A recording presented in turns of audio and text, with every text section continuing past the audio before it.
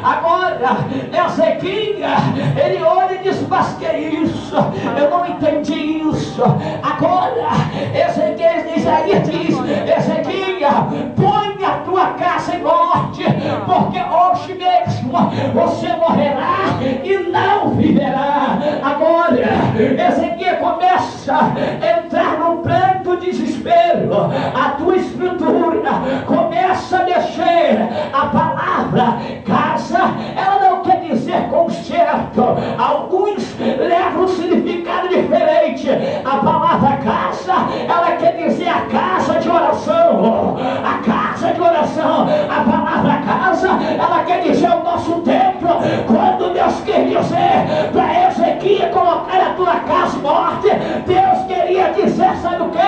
Eu vou mexer com a casa de Ezequiel. Eu vou mexer com o templo de Ezequiel. Deus vai mexer com a tua casa.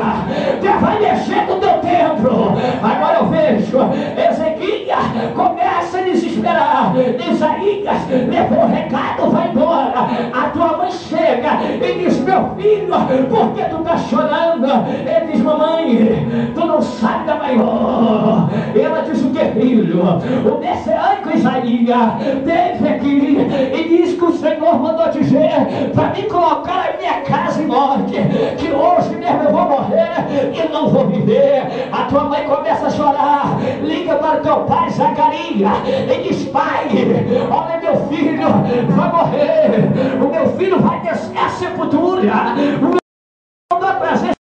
Eu estou esperando outra coisa. Eu estou esperando meu filho sair dessa cama. Eu estou esperando meu filho ser recuperado. E Deus manda para ser regado. Mas tinha um porém.